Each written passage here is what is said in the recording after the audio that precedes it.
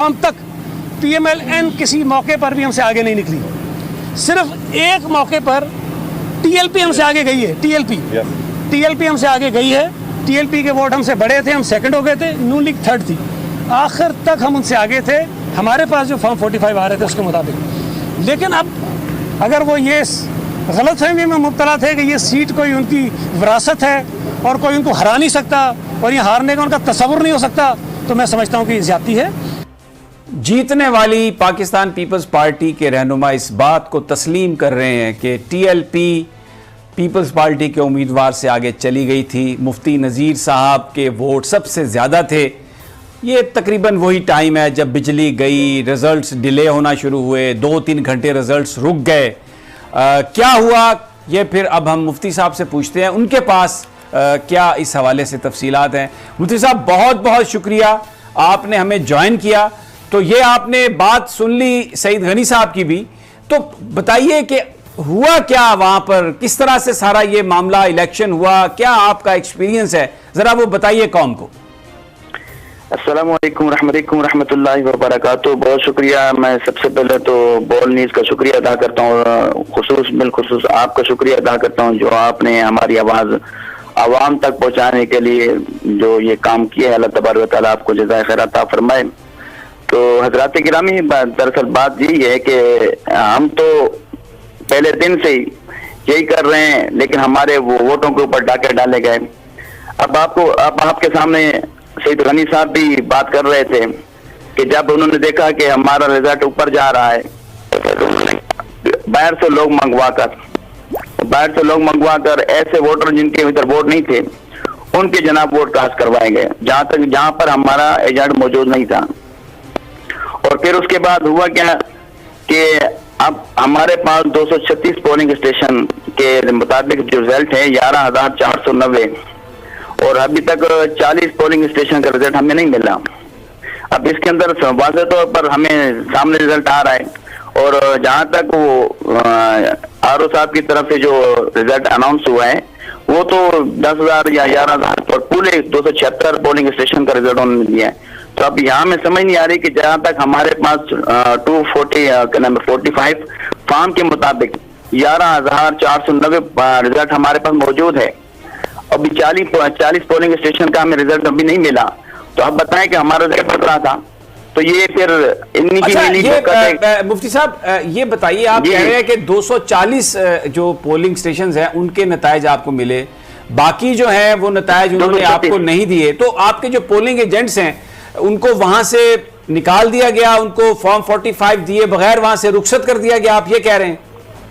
कहीं से तो उनको निकाल दिया गया और कहीं से मकसद है कि वो 45 फॉर्म दिया ही नहीं गया। और जहां तक मुझे बात से ये खबर मिल रही है कि हमारे जहां बिजली गई तो उसी दौरान हमारे जो वोट थे उनको जलाया भी गया। ये भी खबरें हमारे पास आ रही हैं। तो इस तरह के हालात किए गए हैं ताकि जीत तो हमारी पक्की थी। पूरे पाकिस्तान जानता था कि बल्दिया के अंदर अल्हम्दुलिल्लाह हमारे वोटर हैं, और अल्हम्दुलिल्लाह जब सारे पार्टी वाले ये कह रहे हैं कि हमारा जनाब टर्नआउट नहीं हो रहा, आवाम नहीं निकल रही, और हम तो भी जितने भी चाहने वाले हैं वो सब अपने घरों से निकले हैं, उन्होंने अपना वोट कास्ट किया है, अपने घर वालों को लेके आए।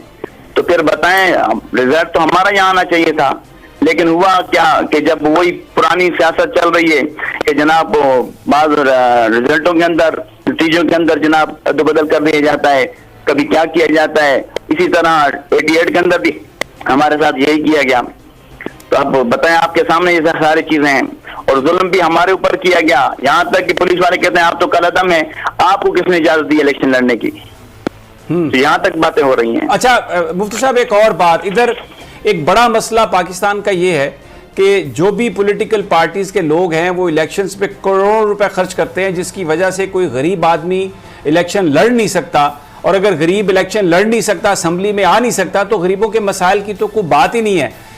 आप जरा बताइए कि आपने ये जो इलेक्शन के एक्सपेंसेस हैं, क्योंकि ये एक नई बात होगी पाकिस्तान के लोगों के लिए, कि आपने बज़ाहिर तो ऐसा नहीं लगता कि आप लोगों के पास, आपकी जमात के पास कोई पैसे हैं, तो किस तरह मैनेज किया आपने ये सब कुछ? الحمدللہ امیر المجاہدین نے ہماری جو ملک پاکستان کے عوام ہیں، جو چاہنے والے ملک پاکستان کے اور ملک پاکستان کی حفاظت کرنے والے ہیں اور پاکستان کی نظریاتی سرحدوں کی بھی حفاظت کرنے والے ہیں، الحمدللہ بابا جی نے کہا آپ اخلاص پیش کریں، ایماندار لوگوں کو پیش کریں تو لوگ پیسے رکھ کر روڈوں پہ چلے جائیں گے۔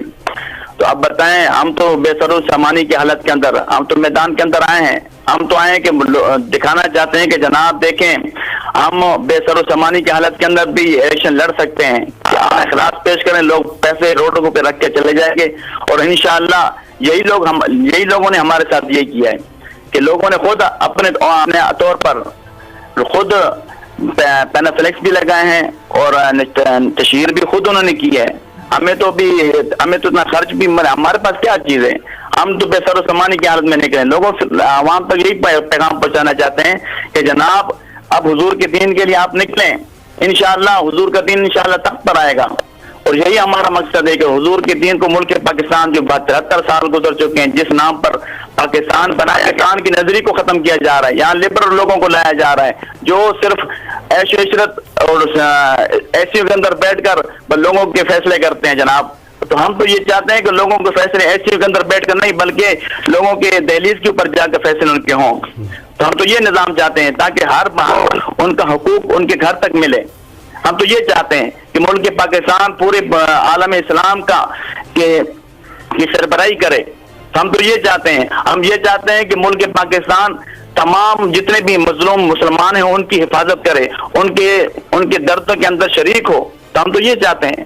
اچھا لیکن ہوا کیا، ایک آپ نے بڑا اچھا آپ نے بتایا کہ آپ کیا چاہتے ہیں۔ میں یہ اس لیے پوچھ رہا ہوں کہ بہت سارے لوگ، کیونکہ میڈیا پر، نیشنل میڈیا پر آپ کو بہت کم موقع دیا جاتا ہے، بلکہ نہ ہونے کے برابر ہے، خبریں بھی نہیں لگتی ہیں آپ کی، تو بیسیکلی یہ لوگ یہ جاننا چاہتے ہیں کہ آپ ایک پولیٹیکل پارٹی کے طور پر کوشش کر رہے ہیں، آپ نے بھی الیکشن لڑا، کچھ آپ نے اپنا بیان بھی کیا، تو جو آپ کا مینیفیسٹو ہے جسے ہم کہتے ہیں کہ منشور ہے آپ کا، اس کی جو آپ 2 3 4 جو بڑی بنیادی چیزیں ہیں اگر وہ آپ بیان کر سکیں تو اس سے لوگوں کو اندازہ ہو سکے کہ آپ اگر اسمبلیوں میں آ جاتے ہیں تو آپ کرنا کیا چاہتے ہیں پاکستان میں۔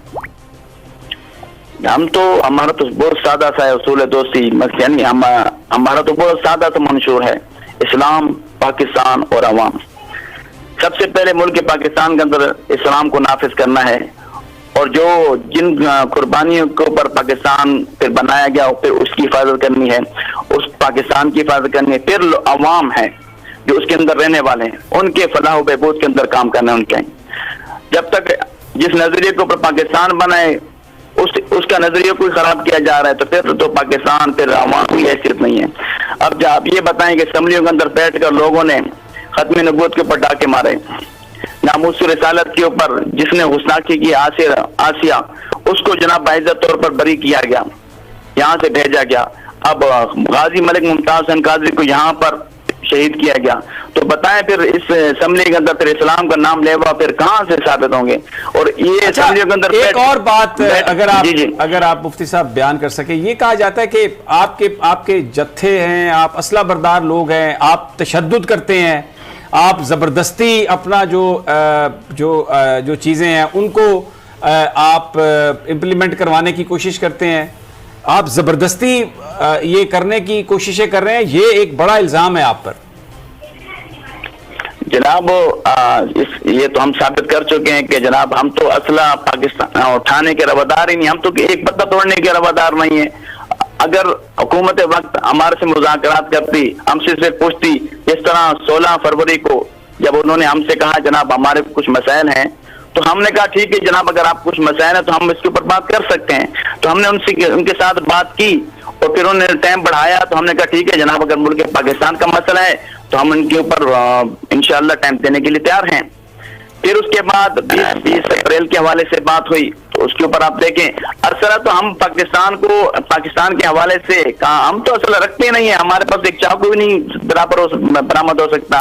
ہم تو کارکنان کو کہتے ہیں جناب یہ جتنی پولیس والے ہیں، جتنی بھی ایجنسیاں ہیں، فوج ہے، آرمی ہے، رینجر ہے، یہ ہمارے فوج ہیں، یہ ہماری پولیس والے ہیں، یہ ہمارے رینجر والے ہیں، تو ہم ان کی حفاظت، یہ ہمارے بھائی ہیں، انہوں نے ملک پاکستان کی حفاظت کرنی ہے. یہ سب عاشق رسول ہیں ہمارے. ہم ان کے اوپر کیسے تشدد کر سکتے ہیں؟ ہم تو اپنے سینے پیش کر رہے تھے, ہمارے کارکنان نے سینے پیش کیے کہ جنگ لڑنے کے لیے نہیں آئے. آپ بھلے ہمیں ہمارے سینوں پر گولیاں چلائیں, ہم اپنے سینے کرنے کے لیے تیار ہیں, لیکن اپنے مقصد سے پیچھے نہیں ہٹ سکتے. وہ ہے ناموس رسالت ختم نبوت. ٹھیک ہو گیا مفتی صاحب, بہت بہت شکریہ. آپ نے کہانی